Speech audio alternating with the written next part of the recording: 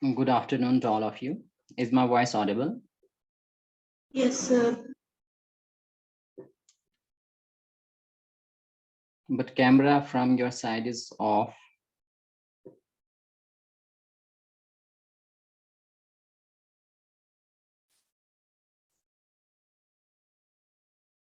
Is it working from there?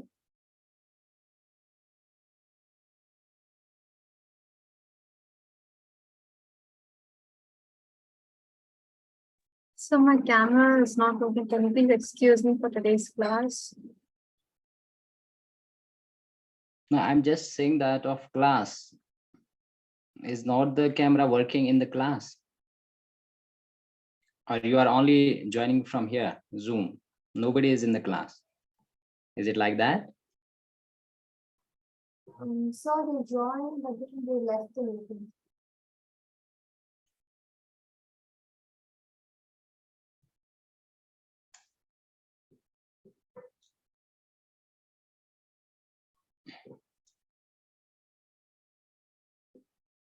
Okay, let's wait a minute so that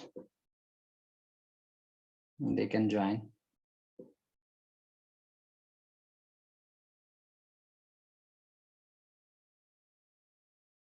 Until that, if you have any question in this chemistry, you're most welcome to ask anything.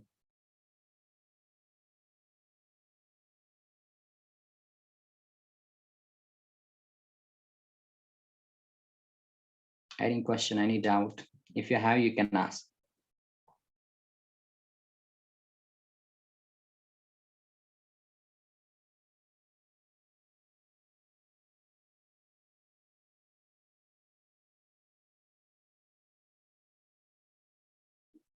Is anybody having any doubt?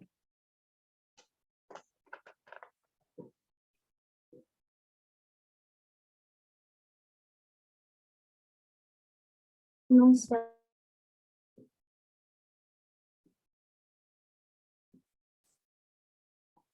We're having here Ananya, Ritika, and Shweta. So if anybody among you have any doubt, you can just let me know. Okay, sir.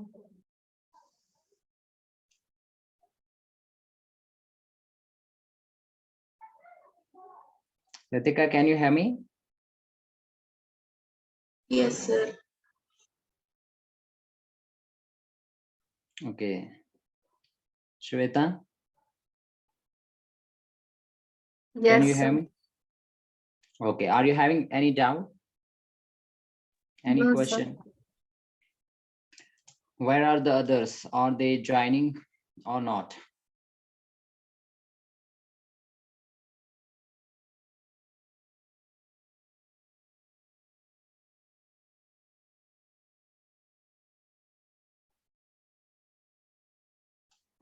Shall we start the class or wait few minutes more?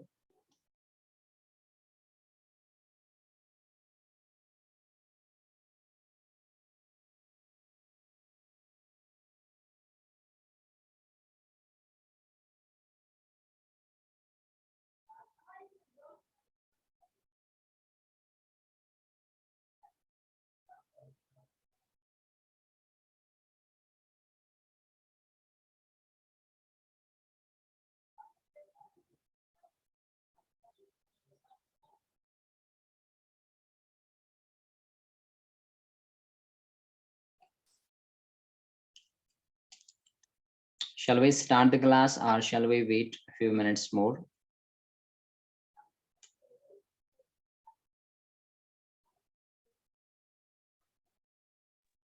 Yes, sir.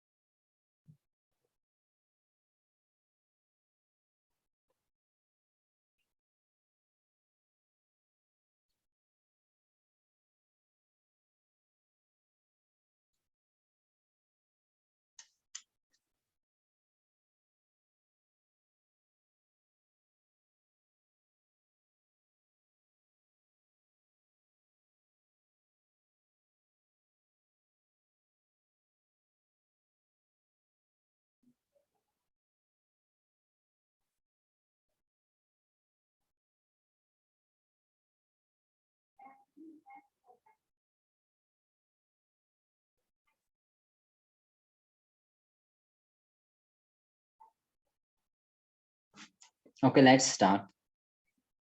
So let me share the screen.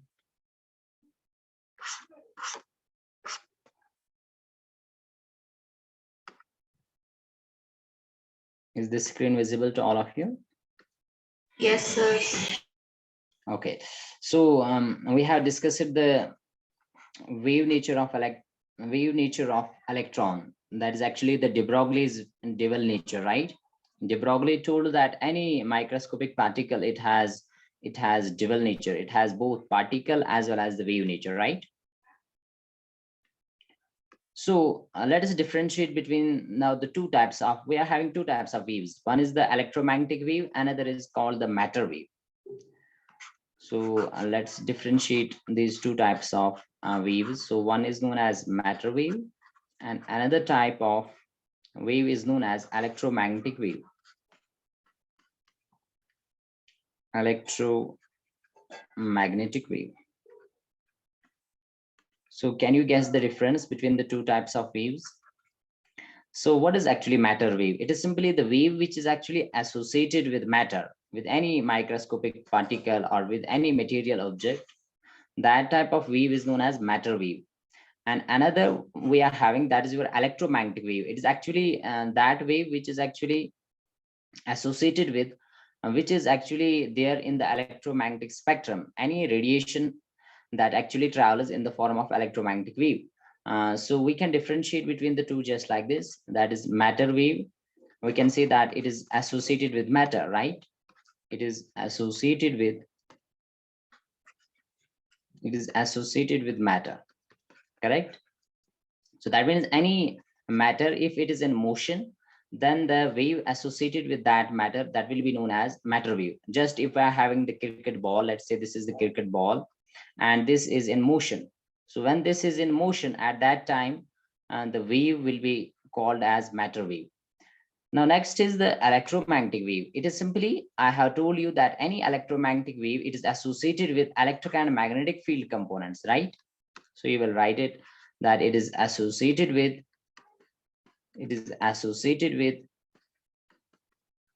electric and magnetic field components, correct? Electric and magnetic field components. So that means there are two types of components.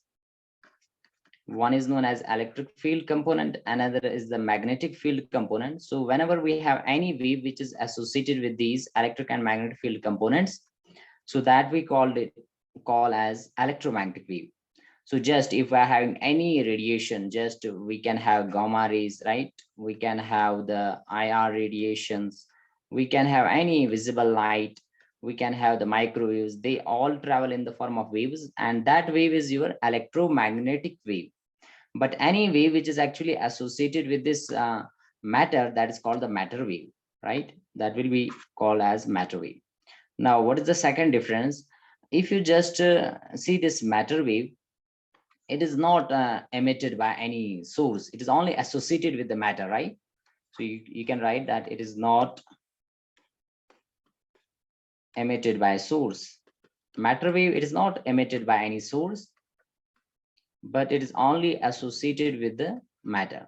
So here you can write that this electromagnetic wave, it is just emitted by any source, right? There is source, just we are having the sun as a source of electromagnetic radiations, which travel in the form of electromagnetic waves. Similarly, we are having any electric bulb.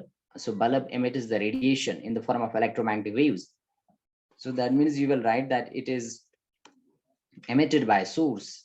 So electromagnetic waves, they are emitted by source. Emitted by source. So source can be anything like we are having sun, we are having electric bulb, right? Are you getting? Ananya, are you getting? Is it clear? Yes. Okay. See, the next difference will be in the wavelength. For example, in case of matter wave, if you have to calculate the wavelength, how you will calculate? You will calculate it by de Broglie's dual nature. That is, lambda is equal to h upon mv. Have we discussed this formula? We have discussed this, that is the de Broglie's dual nature. That is a wavelength of this matter wave. It is always equal to h upon mv. That is, h is the Planck's constant. I hope you remember the value of this Planck's constant. What is the value? It's 6.626 into 10 to the power minus 34 joule second, correct? Isn't it? M is the mass and sir. mass of the object. Exactly, V is the velocity. Okay, then tell me how to calculate the wavelength of this electromagnetic wave. If I are having any electromagnetic wave, then its wavelength that will be always equal to C by nu.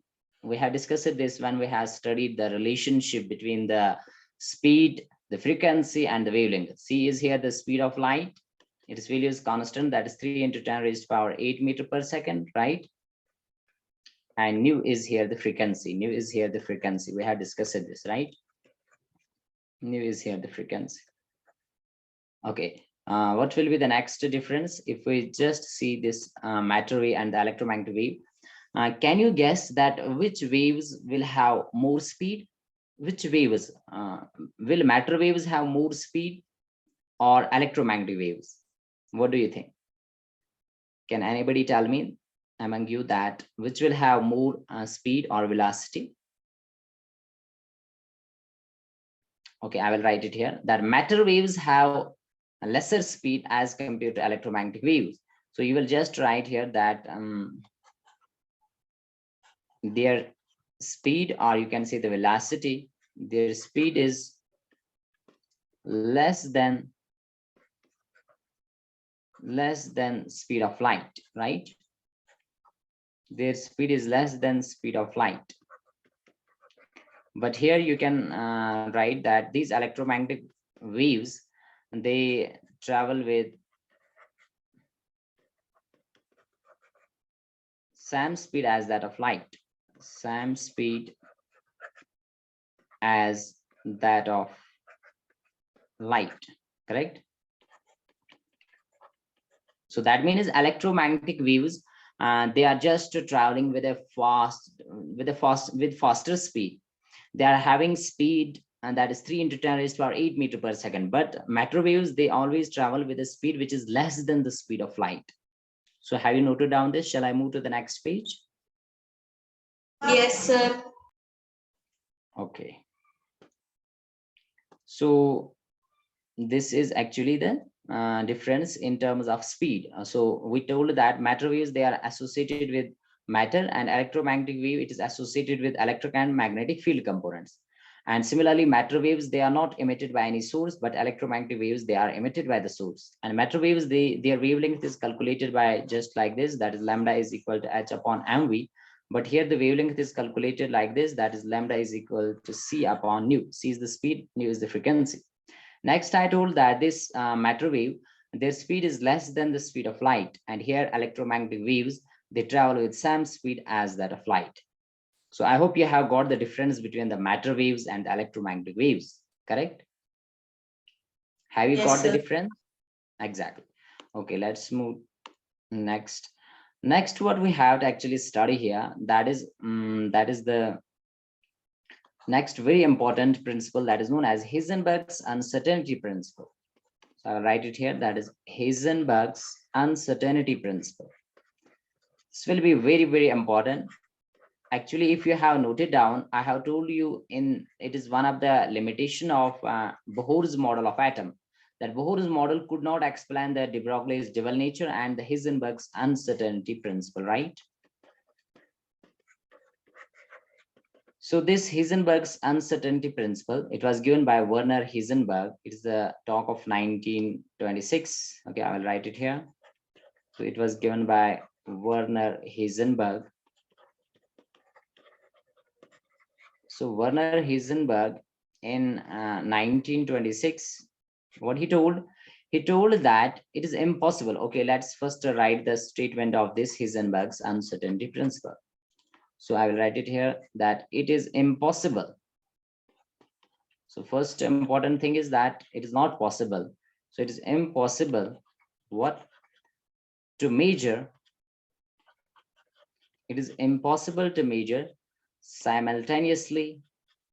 That means together. It is impossible to measure simultaneously the position and momentum of an electron with absolute accuracy. The position and momentum of an electron or any microscopic particle with absolute accuracy. So this is very, very important statement of this Heisenberg's uncertainty principle.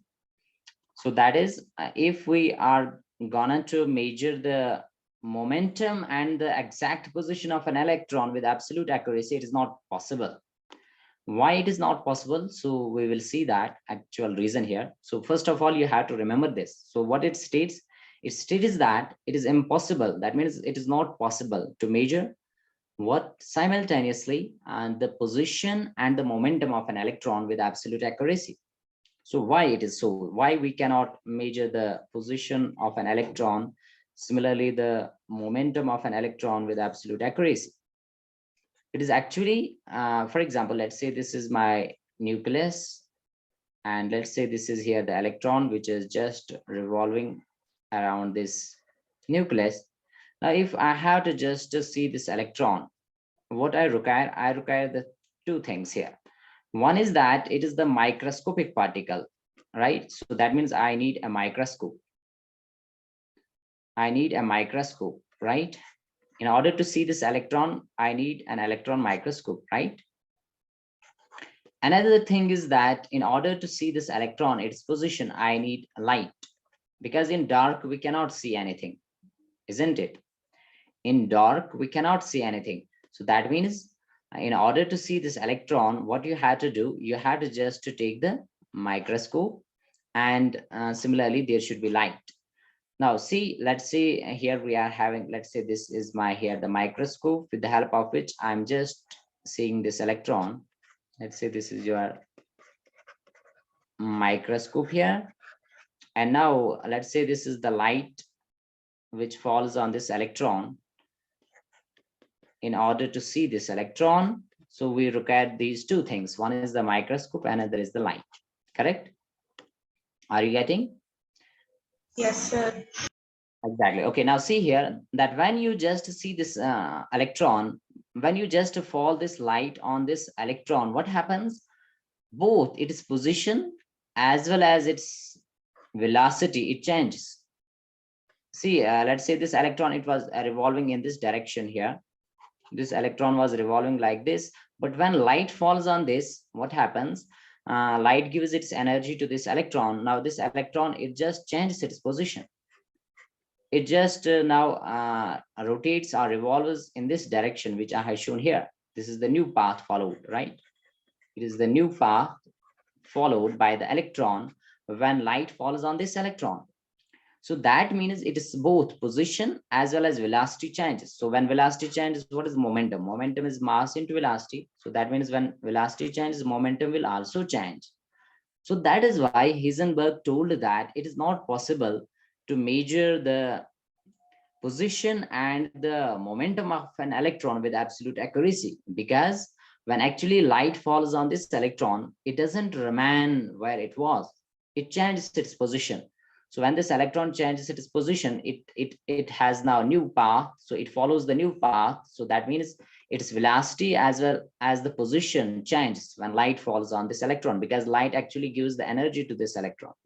So what happens because of this? So because of this, it is not possible to measure the exact position and the exact momentum of an electron with absolute accuracy, correct? Have you got it here? And now see, Yes, Heisenberg, sir.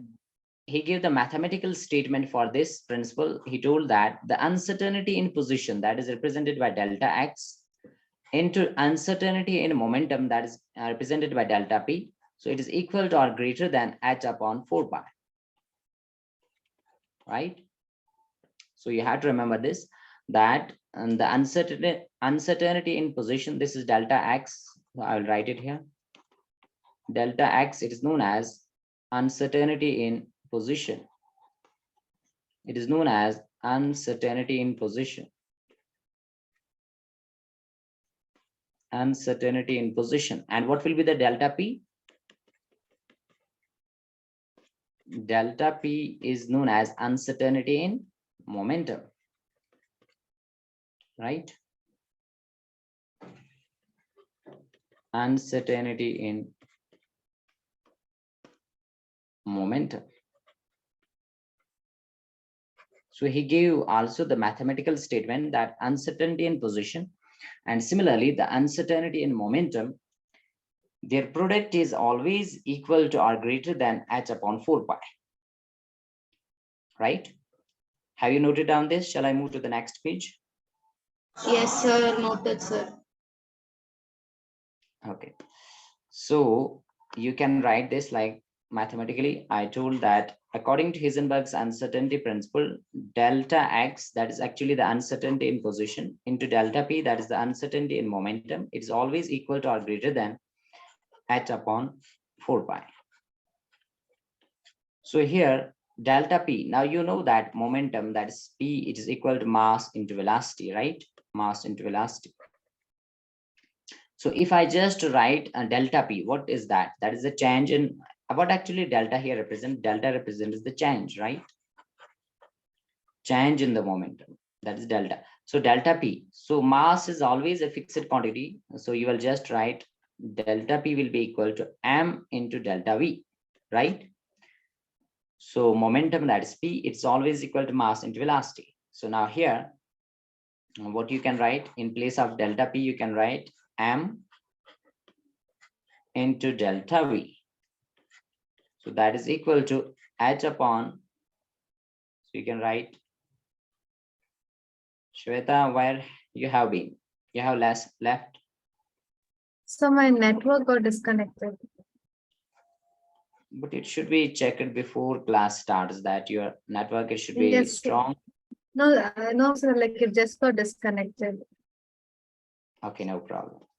So just focus on, we are just discussing the Heisenberg's uncertainty principle. So it says that it is impossible to measure the exact position and the momentum of an electron with absolute accuracy. So mathematically, we write it like this, that is delta x into delta p, that is equal to or greater than h upon 4 pi. So delta p, that is equal to m into delta v. M is the mass and delta v is the velocity, change in velocity. So I can write it like this, and that is delta x into delta v. So that is equal to or greater than h upon 4 pi m, right? Can I write it like this? Because m here it was multiply, now here it will become divide. Correct? So now tell me that in numericals, how you will write this. In numericals, you have to remember that in place of this equal to or greater than sign, you will just place the equality sign. Okay, I will write it here. That is, you will write delta x into delta p is equal to nearly h upon 4 pi. So you can also write here equal to h upon 4 pi and here also h upon 4 pi m. So these all equations, they are very important. Equation number first, let's call this as equation third. So from this equation second, if you have to calculate the uncertainty in position, so how you will calculate? You will just write delta x, it will be equal to h upon 4 pi m into delta v. Got it? So here you can calculate this delta x, that is the uncertainty in position. And similarly, you can also calculate the delta v, that will be the uncertainty in velocity. So what will be the value of delta v? Delta v will be equal to h upon 4 pi m into delta x, correct? Have you got these formulas? So they are actually the uncertainty in position, that is delta x, and uncertainty in velocity, that is delta v. All these can be calculated from the Heisenberg's uncertainty principle. And now what is here h? You already know h is the Planck's constant, whose value is 6.626 into 10 to the power minus 34 joule second. And you know this 4 is constant, pi is also constant. You can take the value 22 upon 7, or you can write its value as 3.14, right? And this m is the mass of electron here. So can you tell me what is the mass of electron? What is its value? Have you remembered the mass of electron? And then here, can you tell me what is the mass of electron? It's 9.11, right? Into 10 to the power minus 31 kg. 41. Isn't it? Yes. Exactly.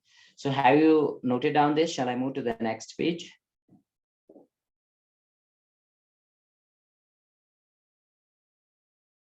Yes, sir. Okay, so see here, we just discussed this Heisenberg's uncertainty principle. That is just like this. That is delta x into delta p, and that is actually equal to h upon 4 pi m, right? And now see, h is the Planck's constant. This 4 is also constant, pi is also constant, and mass of electron is also constant. So can I just write it like this? That delta p, it will be equal to h upon 4 pi m into delta p, right? So which indicates that delta x, it is inversely proportional to the delta p, correct? So that means if the value of this uncertainty in momentum, it is small, then the value of this uncertainty in position, it will be very high, because they are inversely proportional to each other, correct? Have you got this? Because see, this h4 pi m, it is all your constant value. So that means you have to see the relationship of this delta x and delta p. So they are inversely proportional. So that means if an attempt is made to measure the position of an electron with absolute accuracy, then the uncertainty in momentum, its value will not be so much exact or absolute. Similarly, if an attempt is made to measure the momentum of electron with absolute accuracy, then the position of electron, it will become uncertain, right? So this is very important, which you have to note it down. See, actually, for example, okay, I will just explain it like this. See, this is the nucleus, and let's say this is the electron which was revolving around this nucleus. And now, in order to see this electron, I told you that we require the two things. What was that? Can you tell me? In order to see this electron, what we require? One thing is that we require the microscope, right? Let's say this is the microscope here, M. And next thing which I told, that is the light, correct? So in order to see this electron, we require light, because anything can be seen only in light. If there is darkness, so that means we cannot see the electron. Now tell me here that when this light falls on this electron, let's say this light is having less frequency, isn't it? Let's say it is having more wavelength, correct?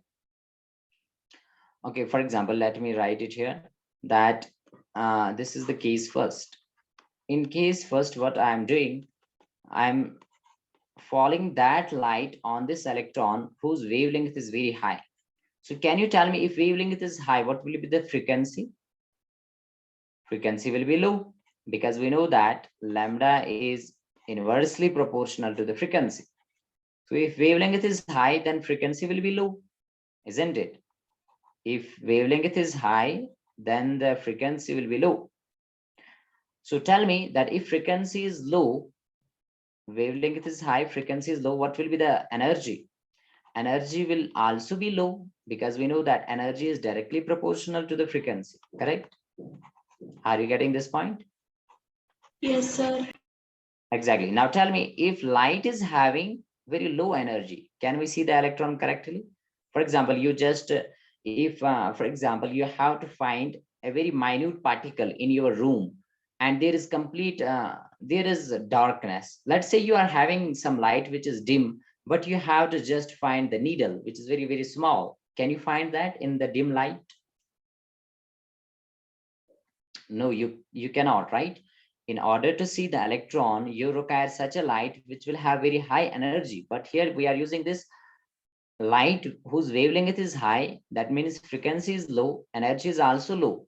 When energy is low, that means you cannot find the exact position, right? Are you getting this? So you cannot find the exact position. So I'll write it here. So that means there is more uncertainty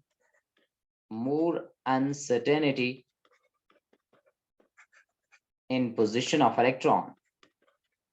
So there is more uncertainty in position. more uncertainty in position. Now tell me the second. So when there is uncertainty, that means what will be the uncertainty in momentum? When there is more, it will be very less, correct? Okay. Tell me the second case. What will be the second case? Second case is like that, that if now we are using such a light whose wavelength is low, that means frequency will be high. So that means energy will be high.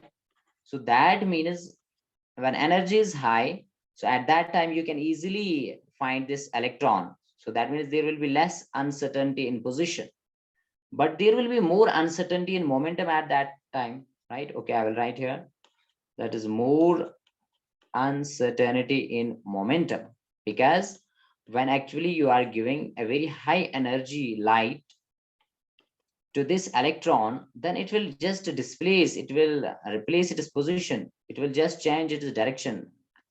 Earlier this electron, it was just revolving around this nucleus in this circular path. Now let's say this electron, it will just move in this direction, correct? So that means it will change its path, it will change its path, it will its velocity will change. So when velocity changes, so that means momentum will also change.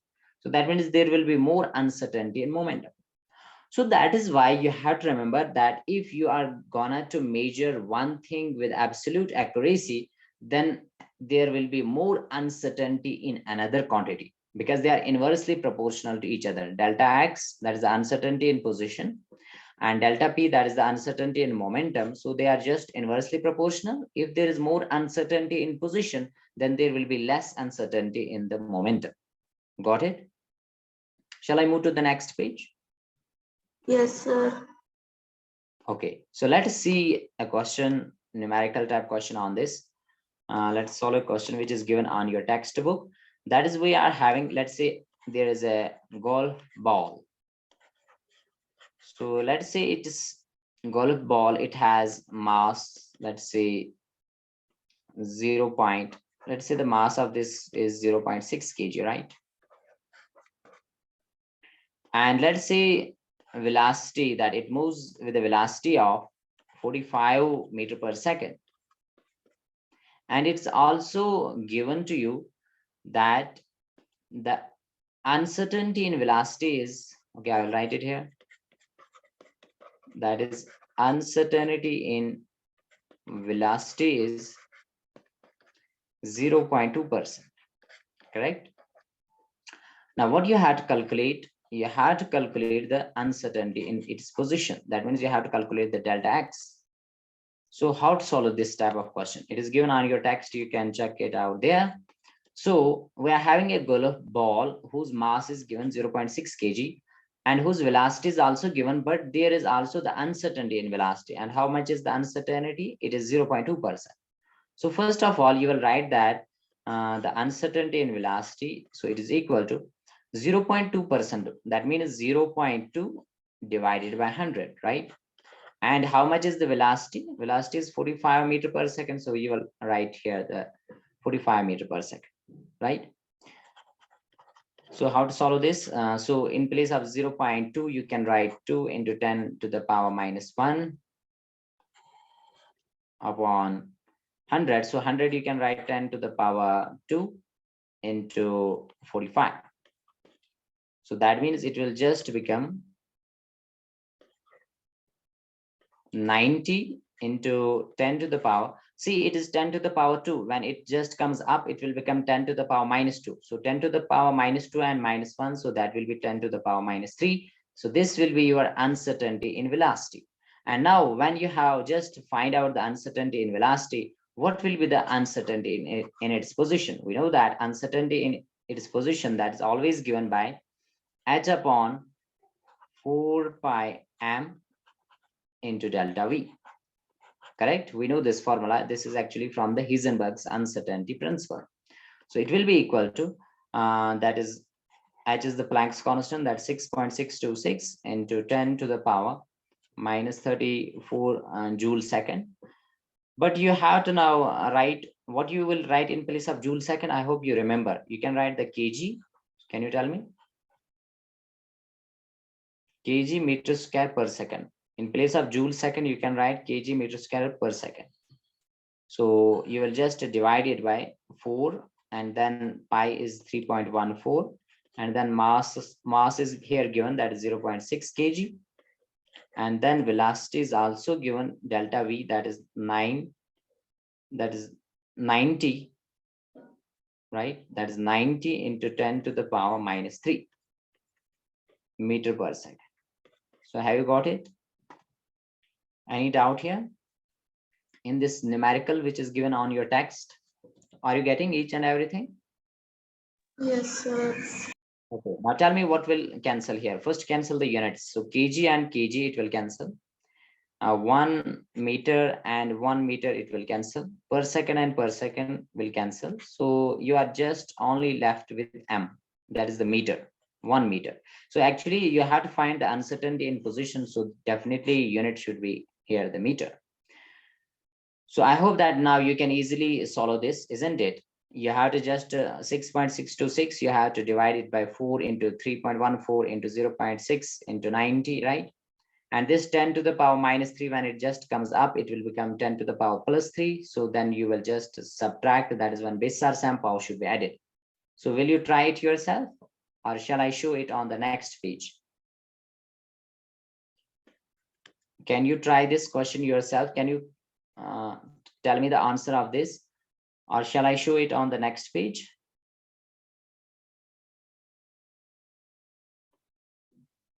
Sir, show it to the next page, sir. Okay, sure. So see here, we are having here 6.626 into 10 to the power minus 34. So now here only meter is left, because we have just cancelled the units. Okay, see now what you are having. You are having 4, you are having then 3.14. So you have to just tell the approximate answer. So you can just, can you take 3.14 just like this, 3? Yes, we can take approximate answer, we have to calculate. Then it is the mass of electron, that is 0.6 kg. So can I write 0.6 as 6 into 10 to the power minus 1? Yes, I can write it. And then it was the delta V, that is the uncertainty in velocity. How much it was? It was 90. So can I write 90 like 9 into 10 to the power 1? Yes, I can write. Then it was 10 to the power minus 3. Now it's very easy. You can solve it like this. That is 6.626, and you have to divide it by, see, 4 3s are 12. 12 into 6 into, okay, I'll write it, 12 into 6 into 9. Now tell me here it was 10 to the power minus 34. Now here it is 10 to the power minus 1, 10 to the power plus 1. So that means cancel. It is now 10 to the power minus 3. When it comes up, it will become 10 to the power plus 3. Have you got it? See what will actually happen here. It is 10 to the power minus 1, and it's 10 to the power plus 1. It will just cancel, because when base are same, power should be added. Plus 1 minus 1, that is 0.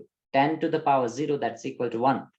Okay, so it was now 10 to the power minus 3. It will just come up. So now you can easily tell me here the answer. So can you just multiply this and then divide to this? So here it will be now 10 to the power minus 31. So it will be in meters. I hope that you can solve this now, right? You have to divide it by 12 into 6 into 9. Correct? Yes, sir. Exactly. Okay. So this is how to solve the questions on this uncertainty principle. That is the Heisenberg's uncertainty principle. So sometimes the uncertainty in position, it will be given to you. It will be given to you. Okay, let's have another question. Let's say that you have to calculate the uncertainty in the velocity, and uncertainty in position is given to you, that is 0.002 nanometer. So can you calculate the uncertainty in velocity of an electron? You have to calculate that of an electron. So how to solve this? It is simple, that what you will do, you will just calculate this delta V. It will be equal to h upon, then you will write 4 pi m into delta x, right? Okay, so what is here? H is the Planck's constant, that is 6.626 into 10 to the power minus 34 joule second. So in place of joule second, what you will write? That is kg meter square per second. And then you will just divide it by 4 into pi, that is 3.14 into mass of electron, that is 9.11 into 10 to the power minus 31 kg. This is the mass of electron. And then delta x, see now, delta x is given 0.02 nanometer. So you have to convert it into meters. So it will be 0.002 into 10 to the power minus 19, minus 9, because 1 nanometer is how much? I hope you remember that 1 nanometer, it is always equal to 10 to the power minus 9 meter, correct? So you will just write here that it is your 0.002 into 10 to the power minus 9 meter. So I hope that you can solve this question, right? Yourself now. It is now easy. You will first simply cancel the units just as I had cancelled here before. So that is kg and kg will cancel. 1 meter and 1 meter will cancel, and per second will. Okay, this is actually no, per second will not cancel, right? Per second will not cancel, just only meter will cancel, right? And kg, because what you have to calculate, you have to calculate here the delta v, that is the uncertainty in velocity. So what will be the unit left? Unit left will be meter per second. 1 meter will be left here and per second. So because we know the velocity, its unit is meter per second, correct? So have you noted down this? Shall I move to the next page? Yes, sir. Exactly. Okay, then tell me that this Heisenberg's uncertainty principle, is it significant for only microscopic particles or macroscopic? So what do you think?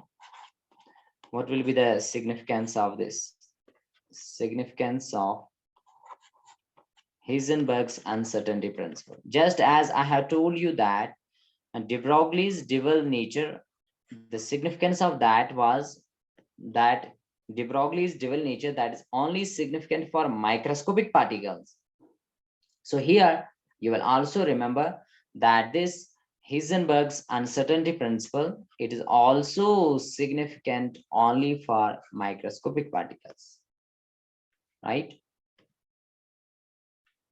So you will remember it, that this is only significant for microscopic particles. Okay, I will write it here, that this Heisenberg's uncertainty principle, it is only significant for, it is having only importance or significance for, it's only significant for microscopic particles. Microscopic means which are very, very small particles, right?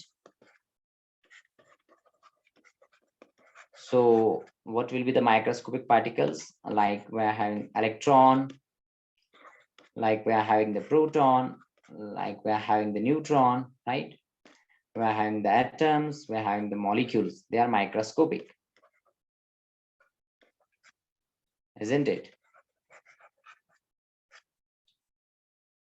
Yes, sir. And yeah, and it is not significant for macroscopic particles, and it is not significant for, macroscopic. So what do you mean by macroscopic? Macroscopic means which are very big particles, right?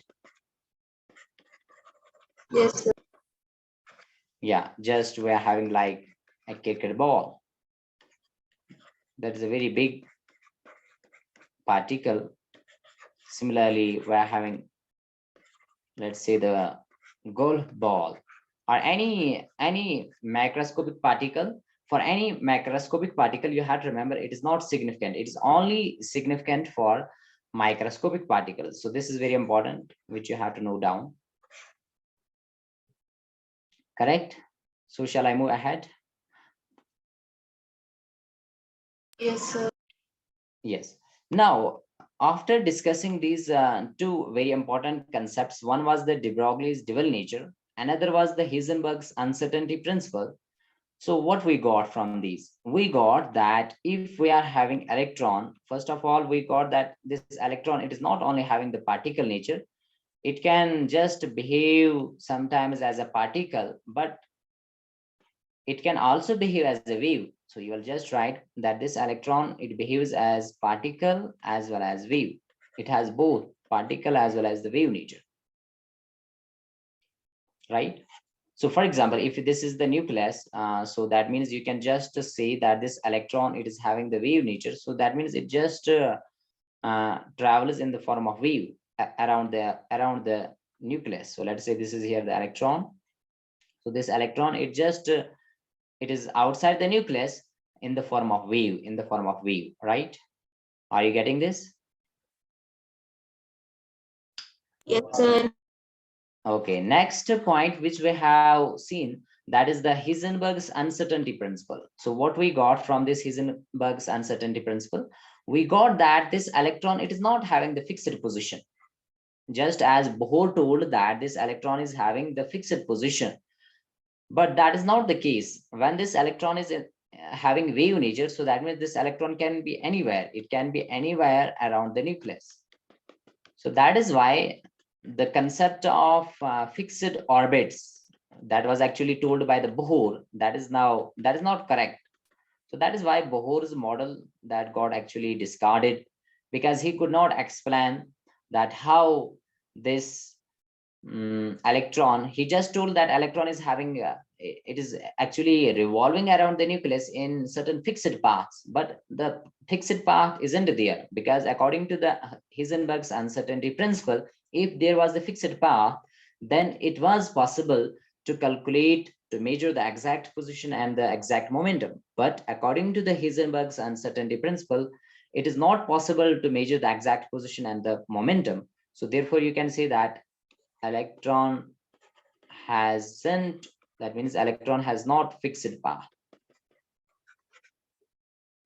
So the concept of fixed path, it is now discarded, it is eliminated at all.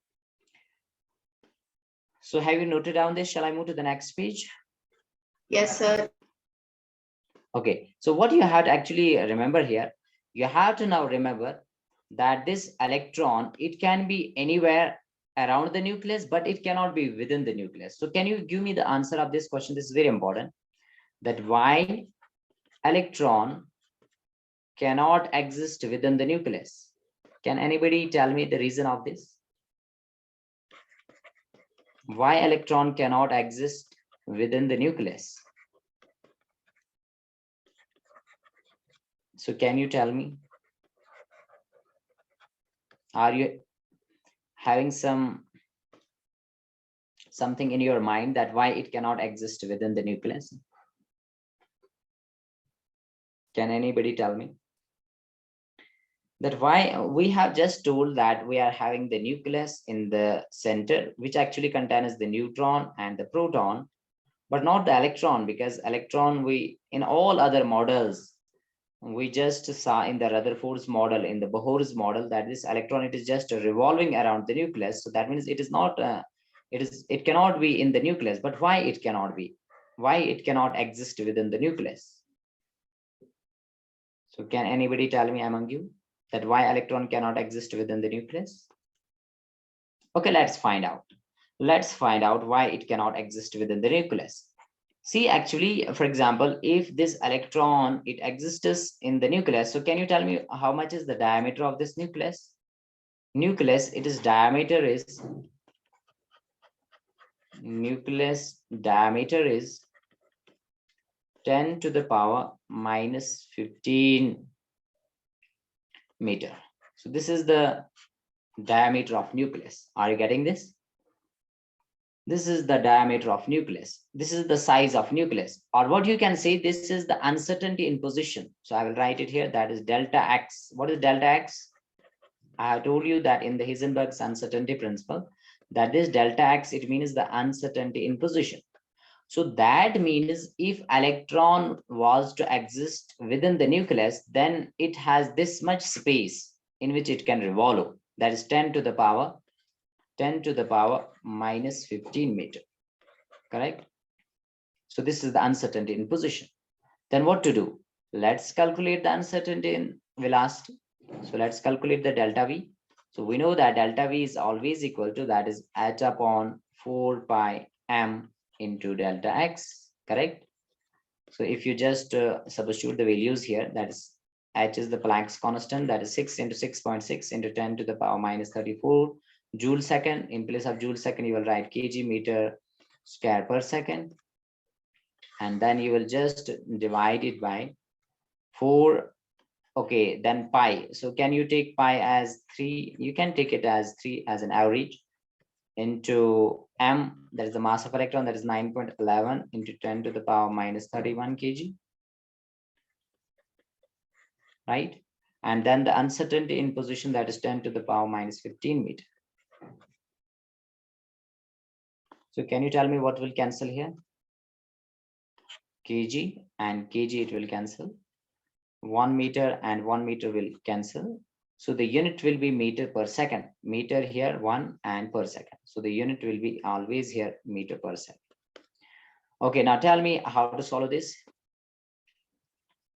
So can you take this 6.626 as if you just want to calculate the approximate answer, you can take it as 7, right?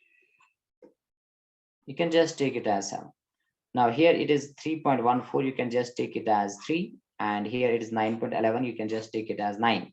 So 4 3s are 12, 12 into 9. So how much is this? 12 into 9.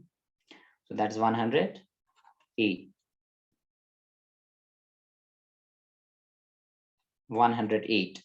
So then it is 10 to the power minus 34. Now here you can see it is 10 to the power minus 31 and minus 15. So minus 31 and minus 15, that is how much? That's minus 46. So when it will just come above, it will become plus 46. Are you getting this? Right. So can you solve this? It will be how much? For example, if we just 2 3s are 6, 3.5 upon 2 5s are 10 and 2 4s are 8. So that is actually 3.5 divided by 54. So can you divide this 3.5 by 54? What is the answer coming? And then it will be 10 to the power. So when base some power should be added. So 46, you have to subtract 34 from this 46. So how much it will come out? 12, right?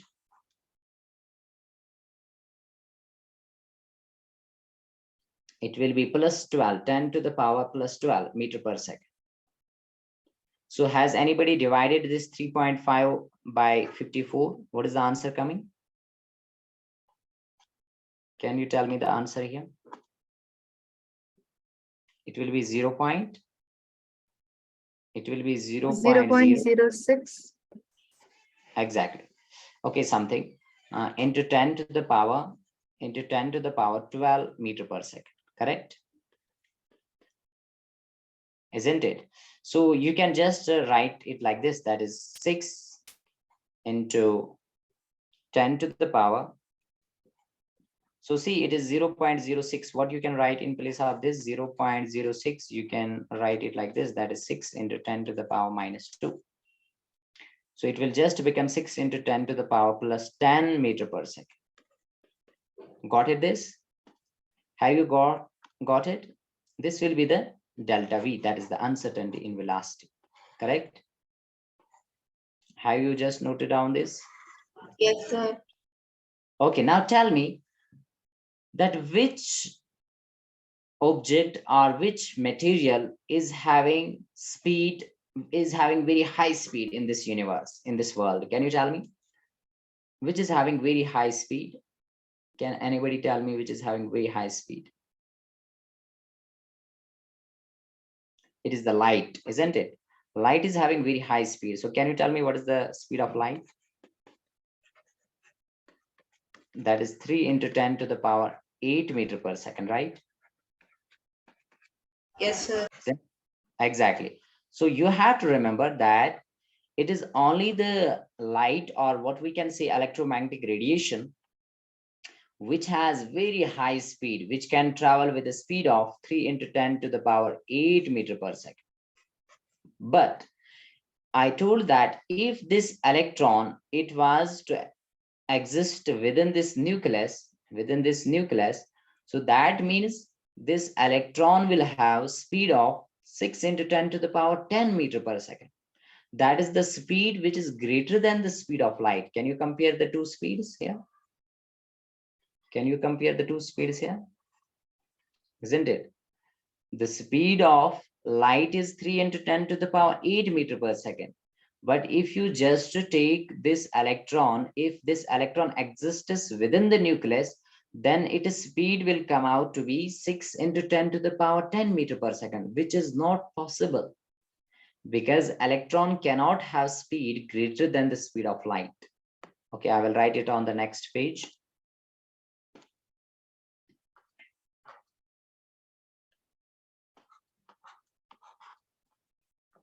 So light has maximum speed. Light has maximum speed. And what is the maximum speed of light? That is 3 into 10 to the power 8 meter per second, right?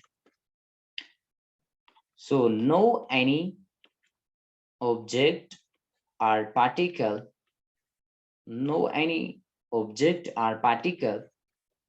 can have speed greater than that of light, right? Greater than that of light.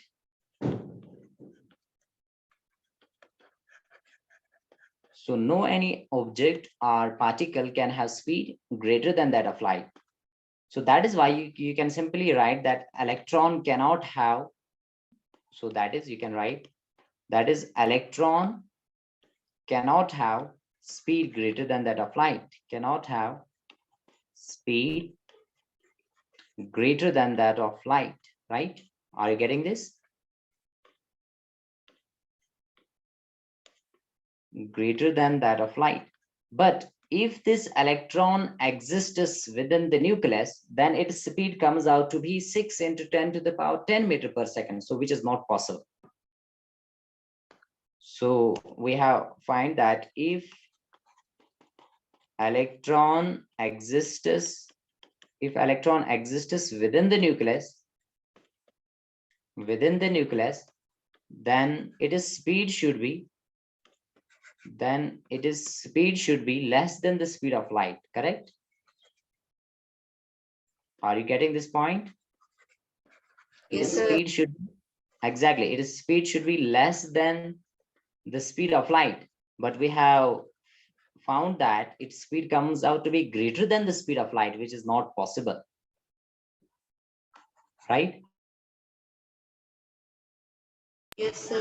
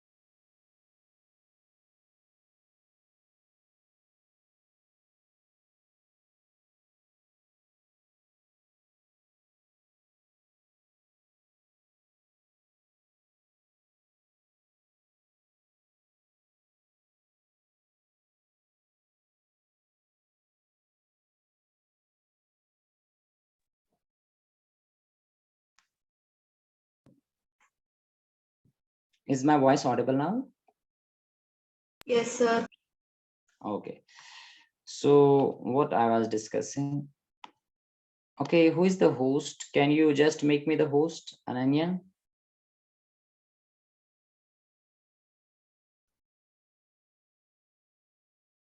So that I can share the screen. Yes, I want to. Okay, sure.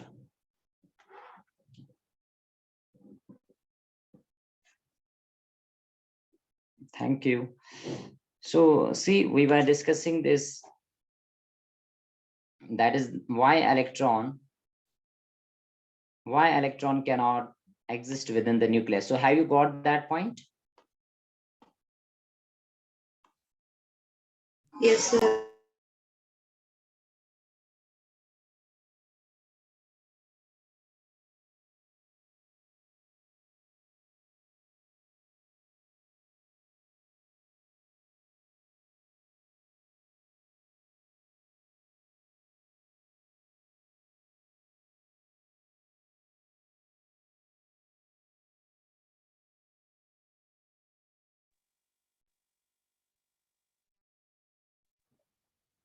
Is my voice audible? Yes, sir. And what about the camera? Is this camera visible or not? Yes, sir. Okay, right. So tell me that we have learned that why electron cannot exist within the nucleus. So now what is the actual then the structure of this atom? How you can represent this atom? How are the electrons there? So you will just simply remember that nucleus is in the center, and this nucleus, it actually contains the neutron and the proton, isn't it? You already know this, that nucleus, it contains neutron and proton inside this, and these are together known as nucleons, right? These are together known as nucleons, right? Neutron and proton, they are together known as nucleons. So that's why this is known as nucleus, which contains these. Then how is the electron? So electron is actually outside the nucleus. It can be anywhere. According to Heisenberg's uncertainty principle, this electron, it can be anywhere outside the nucleus, right? This electron can be anywhere outside the nucleus. So because actually electron is, it is having wave nature. So it isn't that this electron will be just at one position. No, electron can be anywhere outside the nucleus, and this is now known as orbital. So that is actually the modern concept of atom. So you just call this as orbital. So the Bohr told that there is orbit, but no, orbit isn't there. There is in actual, there is orbital. Orbital, it is the 3D space. So that means electron can be in all the three possible axes. So I will show it like this, that electron can be here. It can just revolve in this direction. That is, let's say this is the x-axis. So similarly, electron can also revolve in this, let's say this is the y-axis. And similarly, electron can also revolve in the z-axis. So have you got it? So that means electron, it is just, this atom is just having the 3D model. It is having the 3D structure. So it is just 3D, three-dimensional, right? So this is what we call the orbital. So what is orbital? It is a 3D space around the nucleus where the probability of finding an electron is maximum. So that means we will just now only talk in terms of probability, in terms of probability, in terms of probability. So that means, so how we can just talk, that means if electron is, let's say here, so after some time it can be also here, because electron is wave, it is not only the particle. So electron can be anywhere outside this nucleus. So this is what we called as orbital. So it is just like the clouds. So can you tell me that if there are clouds, it may rain or it may not rain? So that is the same case here, that electron may be here, it can also be here. So it can be anywhere around the nucleus, and this is what we call the orbital. So orbit doesn't exist. Orbit doesn't exist, but orbital exists. This is very important. So have you got it now? Yes, sir. So that means if you have to represent the electron, will you, if you have to just represent the atom, is this one correct? That is just as Bohr has told, that is electron revolves around the nucleus in fixed circular path known as orbit. Is this one correct or this one? First or second? Which is correct?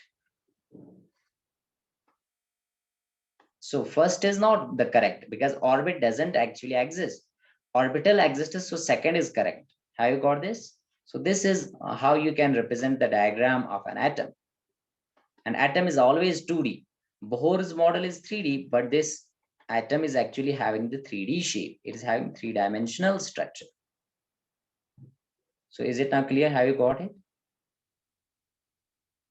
Yes, sir. Exactly. Then what we have to here discuss, we have to discuss the modern atomic theory, and that is the quantum mechanical model, which is actually based on de Broglie's dual nature and the Heisenberg's uncertainty principle. So let's see it on the next page. So that is known as quantum mechanical model. So after the Bohr's model, we had to study the quantum mechanical model, which is actually the modern concept of atom. Quantum mechanical model of atom. Quantum mechanical model.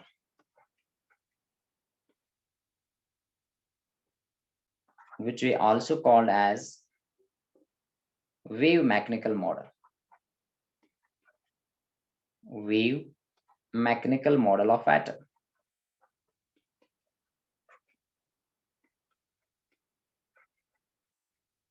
Or what we also call it as modern concept of atom, right? So this is the modern theory, this is the modern concept regarding the structure of atom. So what is the modern concept and who gave this theory? Can you tell me who gave this theory? Quantum mechanical model, it was given by? Can anybody tell me? It was given by Erwin Schrödinger. So it was Erwin Schrödinger. This is a talk of 1926, 27. It was actually given collectively by Erwin Schrödinger and Werner Heisenberg. Werner Heisenberg.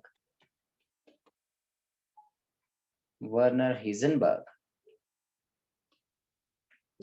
So what they told that electron, it is just outside the nucleus and it is in the orbital, not the orbit. What I have already told, that is the concept of this modern concept, that is the wave mechanical. So that means electron is actually in the form of wave, and this electron, it can be anywhere because it doesn't has any fixed position. It is fixed position and momentum cannot be calculated according to the Heisenberg's uncertainty principle, right? So we just represented the structure of atom like this, just as has shown that these dots, they actually represent the electrons, and electron has both particle as well as wave nature. So that's why electron can be anywhere outside the nucleus, and this is what we called as atomic orbital. I have already told this is known as orbital. So atomic orbital. So orbital concept, it was given by the quantum mechanical model, or what we call it as wave mechanical model of atom. Now this quantum mechanical model, that is the actually Erwin Schrödinger, he gave a wave equation for an electron, and that is actually very complex. You have to only remember, if you can remember the wave equation. You have not to derive, you have just to remember the wave equation. What is that? That is just like this. Okay, I'll write it here. That is del square psi upon del x square plus del square psi upon del y square. Then it is del square psi upon del z square. Then it is plus 8 pi m square upon h square e minus v psi is equal to 0.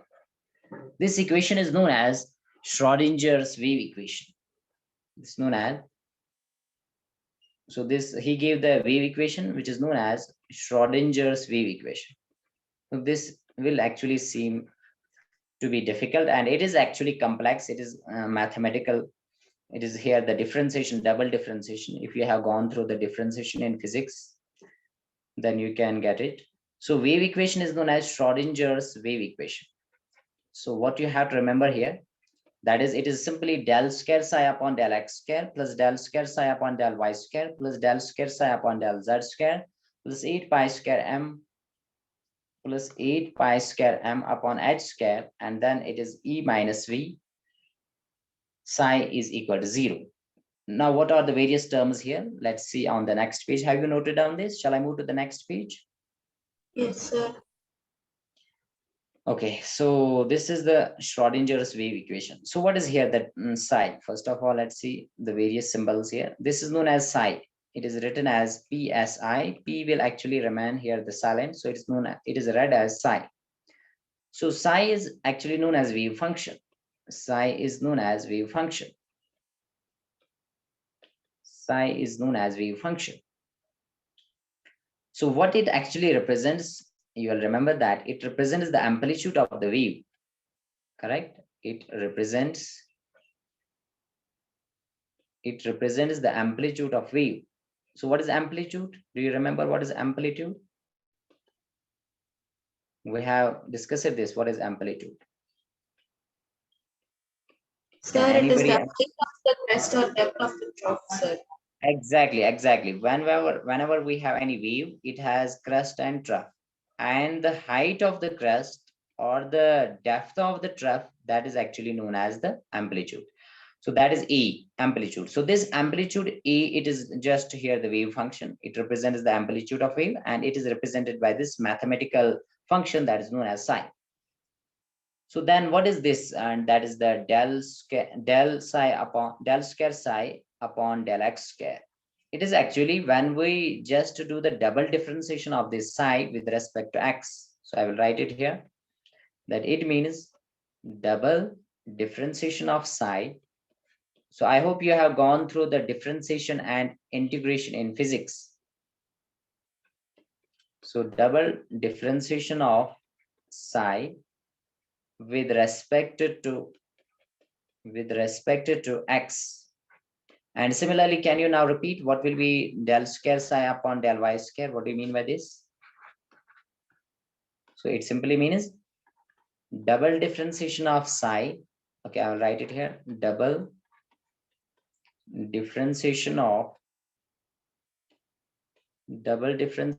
psi with respect to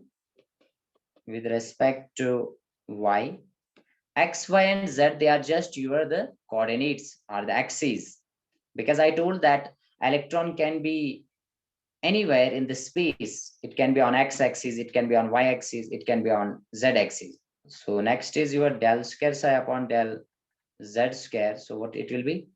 It will be just double differentiation of psi with respect to z, right? And you have to remember here that x, y, and z, they are just the coordinates. X, y, and z, they are just the coordinates. That means they are just the axes, x, y, and z axes. Correct? So they are just the coordinates. So have you noted down? Shall I move to the next page? So 1 more, sir. Okay, sure.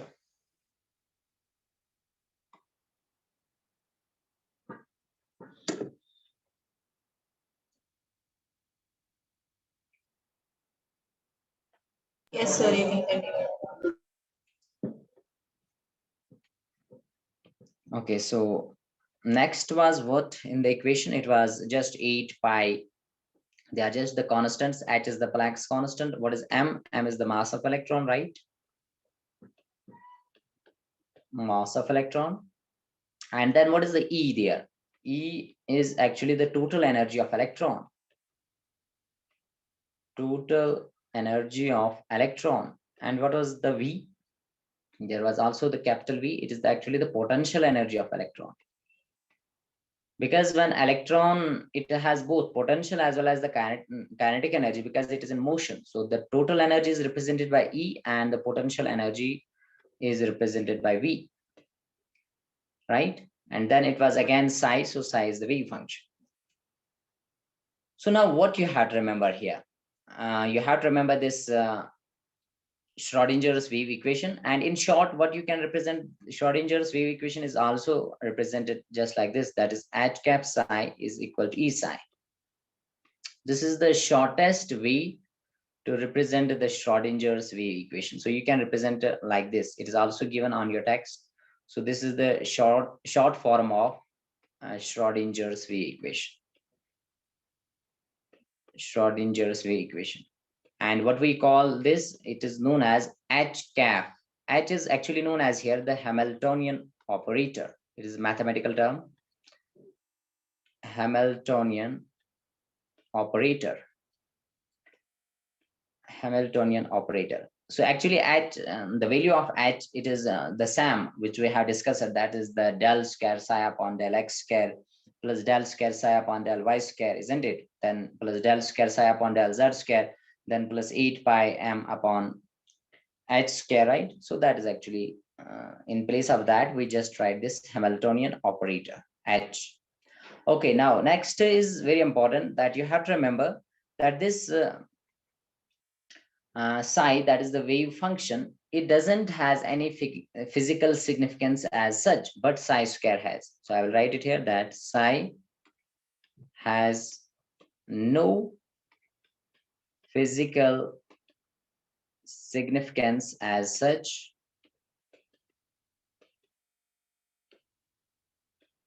but psi square has, right? But psi square has. So what significance this psi square has? This psi square actually, it gives the probability of finding an electron around the nucleus. So I will write it here that psi square gives probability of finding an electron. Psi square gives probability of finding an electron, probability of finding an electron around the nucleus in 3D space, right? Around the nucleus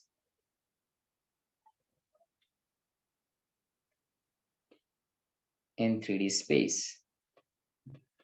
So it just gives the probability of finding an electron around the nucleus in 3D space. So have you noted down this? Yes, sir. So actually what that means if this is the nucleus, so will the electron density be here more or here it will be more? It will be just calculated from the value of psi square. So for example, if let's say you are having the psi square here maximum value, so that means here the electron density will also be high as compared to the other portion outside the nucleus. So this is the significance of this psi square, that is the amplitude, which is actually known as the wave function. So when we just take the square of this psi, that is the wave function, that actually gives the probability of finding an electron around the nucleus in 3D space, correct? Okay, so let's move ahead. Then we have to remember that when we actually solve this Schrodinger's wave equation for hydrogen atom, we get values which are known as eigenvalues. Okay, I will write here that when Schrodinger's wave equation is solved, so when it is solved for hydrogen atom,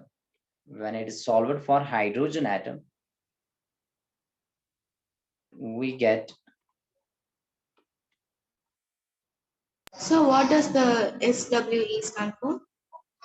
It stands for Schrodinger's wave equation. Okay, I will write it here. It stands for Schrodinger's wave equation.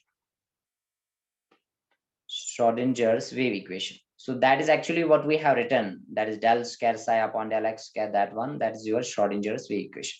So when Schrodinger wave equation it is solved for hydrogen atom, we get solution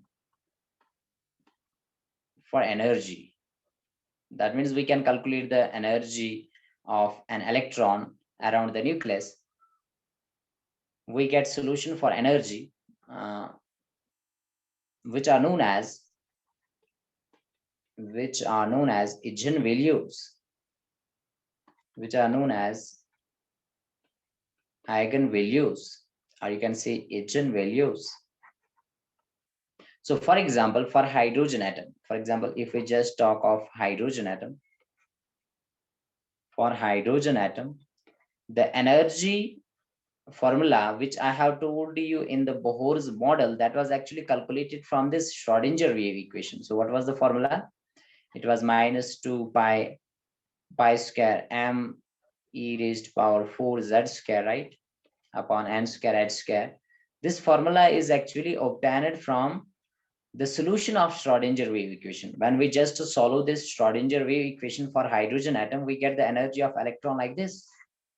That is -2 pi square m e raised to power 4 z square upon n square and h square. We have already discussed this formula in the Bohr's model. And I have already told that if we just substitute the values, what we get? We get -2.18. I hope you remember this, into 10 to the power -18 into z square upon n square, right? This was the formula which I have told. It is in joule per atom. If you calculate the energy of an electron, it was in joule per atom. Similarly, I have also told you the formula, that is actually, if you just calculate it in electron volt, then it will be -13.6. Or if you just calculate it in kilojoule, then it will be -1312 into z square upon n square, and then you will have this in kilojoule per mole. So have you got it? We have to remember these formulas in order to calculate the energy of electron in hydrogen atom, because this is actually when we solve the Schrodinger's wave equation for hydrogen atom, then we get this energy value, that is actually here -2 pi square m e raised to power 4 z square upon n square h square. And when we just substitute the value of 2, similarly this pi, isn't it? And then we substitute the value of this charge of electron, that is E, and Planck's constant, we get this, that is -2.18 into 10 to the power -18 into z square upon n square. This is in joule per atom, and -1312, this is in kilojoule per mole. So units are different. So I hope that you have noted down this and you have got this, right? Yes, sir. Yes, sir. So let's revise what we have studied today. So where from we have started? We have just started from, that was the difference between electromagnetic wave and the matter wave, right? Yes, sir. Yeah, exactly. So what I told that this matter wave, it is only associated with the matter, and these electromagnetic waves, they are just emitted by any source, and they are always associated with the electric and magnetic field components. And then I told that electromagnetic waves, they always travel with the speed of light, that is 3 into 10 raised to power 8 meter per second. But the matter waves, their speed is always less than the speed of light. So it is always less than 3 into 10 to the power 8 meter per second, less than that. And then I told that if we have to calculate the wavelength of a matter wave, then we will calculate it by the formula, that is lambda is equal to h upon mv. And if we have to calculate the wavelength of electromagnetic wave, then we will calculate it by the formula, that is lambda is equal to c upon nu. Correct? C is the speed of light and nu is the frequency. And then next, I told that then we discussed about the Heisenberg's uncertainty principle. That's very important principle that was given by Werner Heisenberg in 1926. He actually told that it is impossible, it is not possible to find the exact position and similarly the exact momentum of an electron with absolute accuracy, right? We cannot find the exact position. Why? Because he told that electron, it is very tiny particle. When we just fall light on this electron, it changes its position. It also changes its velocity. So that means its momentum gets changed. So we cannot find its exact position and exact momentum, right? But this Heisenberg's uncertainty principle, it's only applicable for hydrogen. It's only applicable for microscopic particle. Like if you are having hydrogen atom, if you are having the electron, proton, neutron, so it's applicable only for that. It's having significance only for microscopic particle. So if I just ask you the question that is this Heisenberg's uncertainty principle having any significance in our every day-to-day life? What will be your answer? Can anybody tell me that is this Heisenberg's uncertainty principle having any significance in our every day-to-day life? Can you tell me?